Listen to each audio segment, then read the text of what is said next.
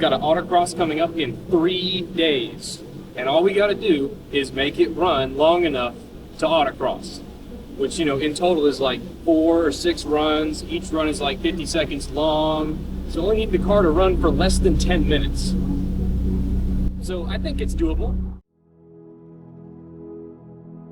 Shrek here has been in timeout for about 10 months or so, just because I haven't really wanted to do anything with them and I haven't really been sure what to do with them.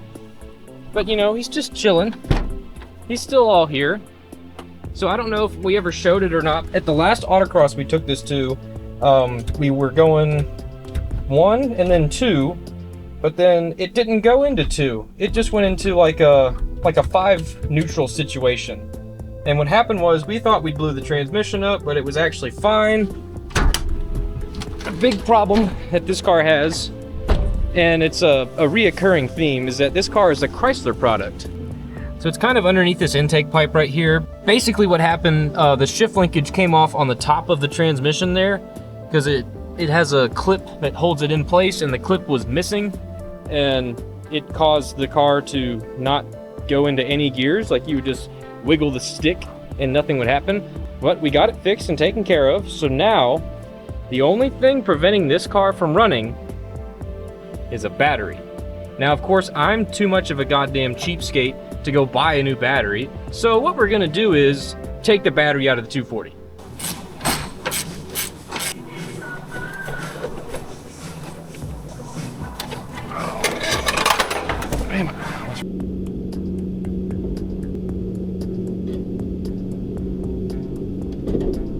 This is our super sophisticated battery tie-down system we got here. Oh, and also the battery doesn't actually fit that well. It's the wrong size. Doesn't matter if it's the wrong size. Beats buying a brand new one. You seen how much batteries cost these days? My goodness. Okay guys, now everyone to be nice to Shrek. He's a senior citizen at this point. He's over 30. We've got voltage. We've got some sort of fuel, and I heard the fuel pump cut on. So yeah, let's just see what happens. I mean, how bad can it be?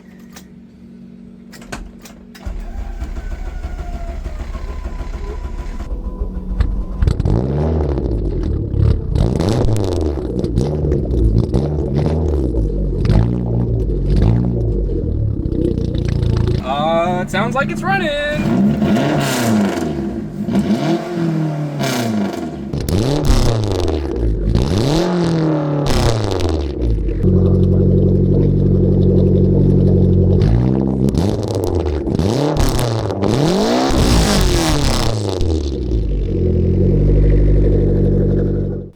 We're gonna call that a success. Haven't started the car in very nearly a year, and it seems like it's working perfectly fine.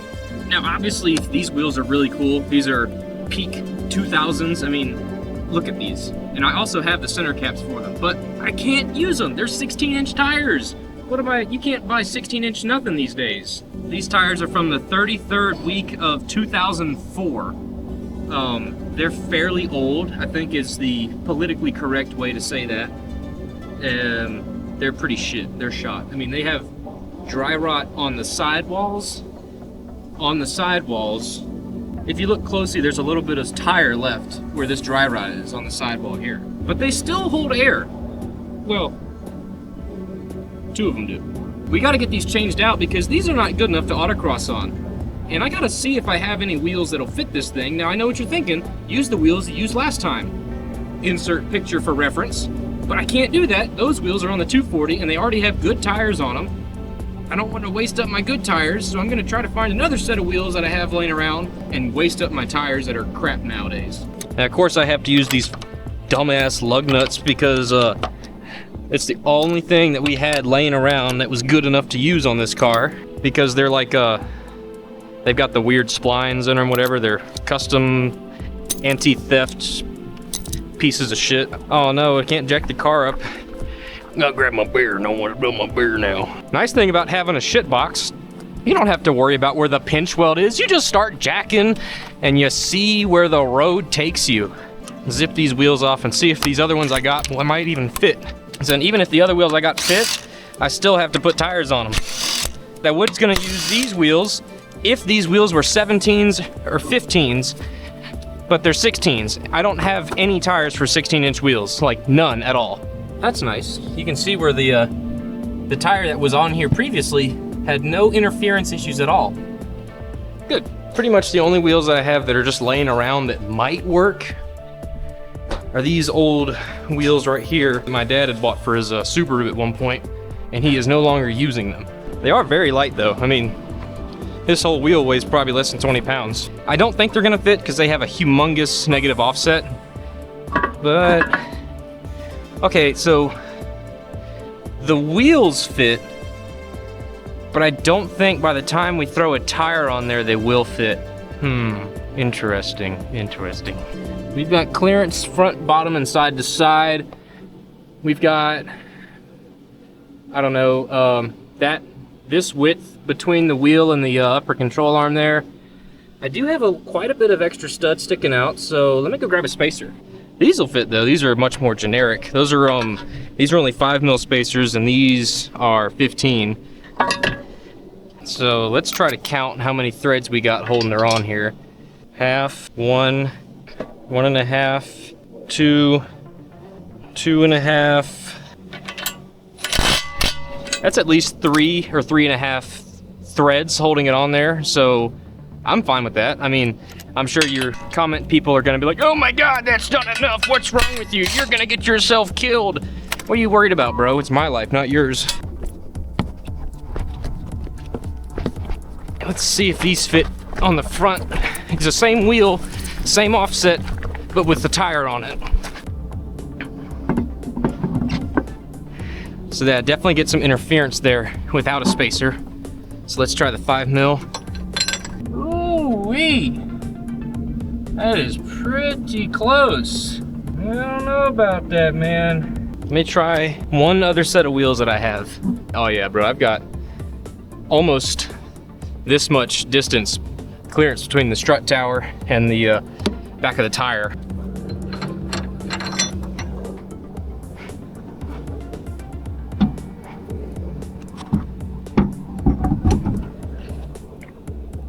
So those fit fine with the 5mm spacer.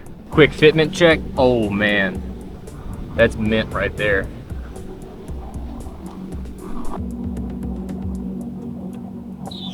Oh man, I can see it now. It's taking shape already. This thing's bitching.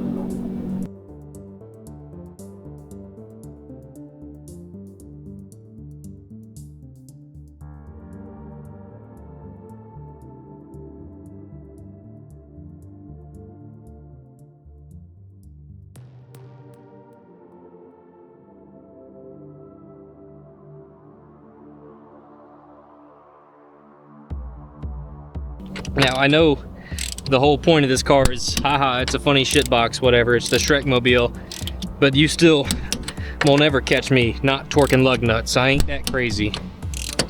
I'm sure you can probably tell this piece of shit's low on oil because all it does is burn oil, leak oil, or drink it because she's a thirsty boy, you know? She's just thirsty. And I asked Dad, you got any oil laying around, like some cheap shit? He's like, oh yeah, fucking 20W50? Hell yeah. That'll stop all the tapping and the everything. That'll just stop everything all at once.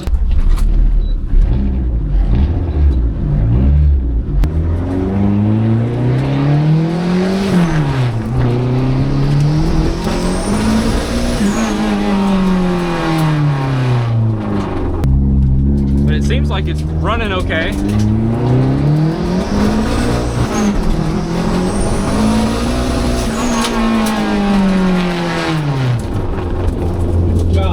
Yeah, this thing's insane.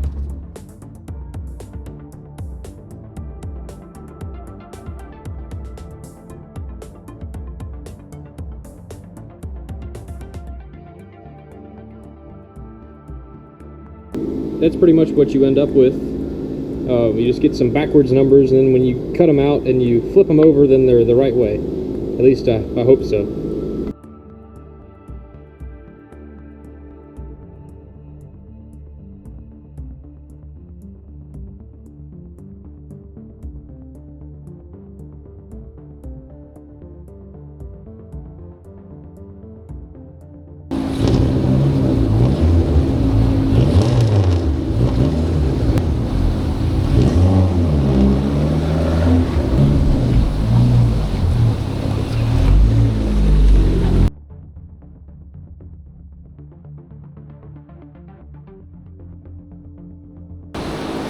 wouldn't really consider this a detailing tool.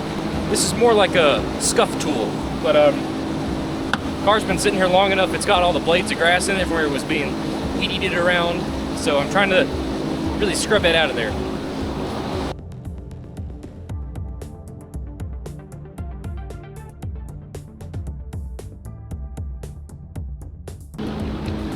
Even though we just put some 20W50 in it yesterday, it's still about a quart low. So we're gonna put some Rotella T4 in there.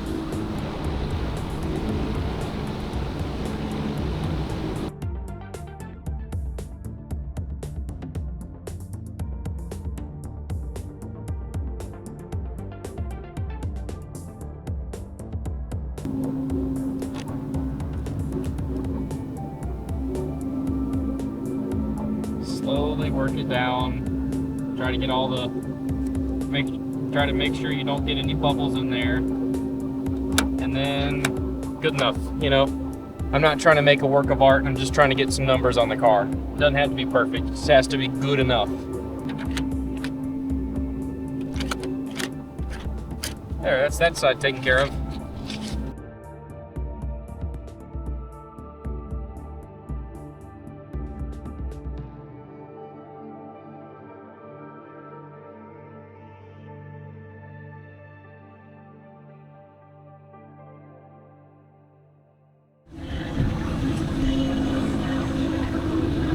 Come on, just go in there. You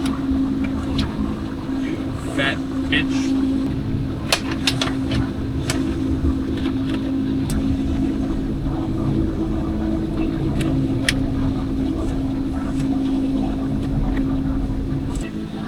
Got it almost looking like a car again.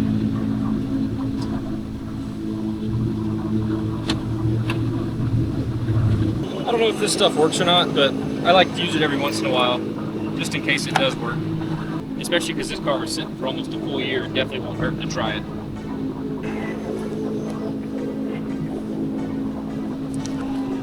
Only the best, baby. 93.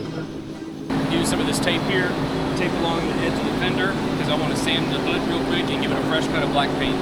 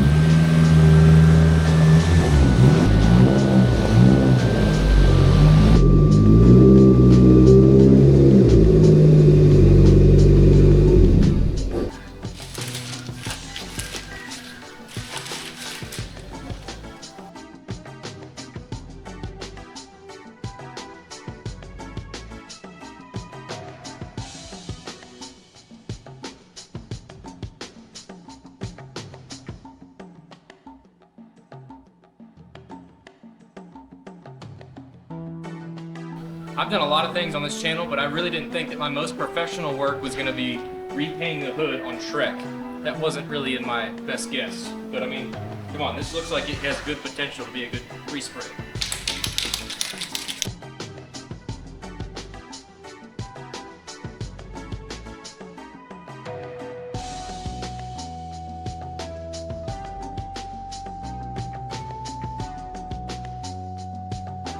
Had to close the door because it started raining right in the middle of me painting the damn car.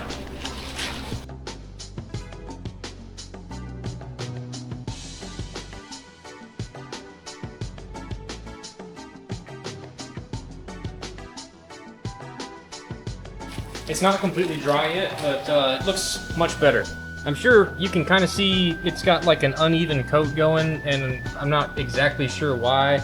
I think the paint that was on here had like some heavy primer on it, or it was too porous, because if you look down towards the edges of the hood here, finishes a little better, and it's really cratery and it looks like a sponge up in the middle, but it looks better than it did before, primarily because it's only black. It doesn't have any rust or blue mixed in it.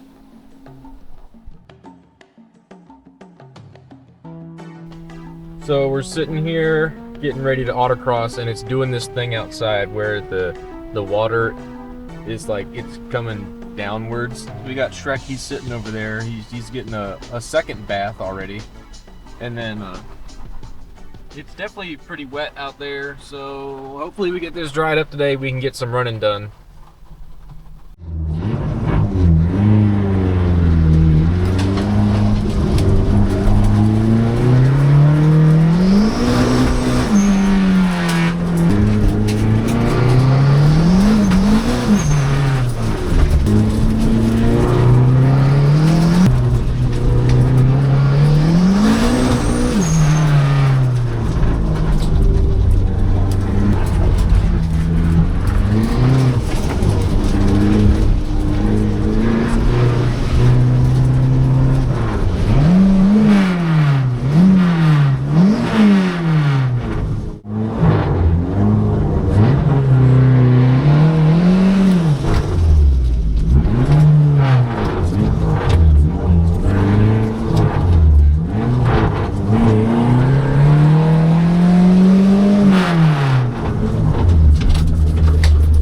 I think I just lost second gear.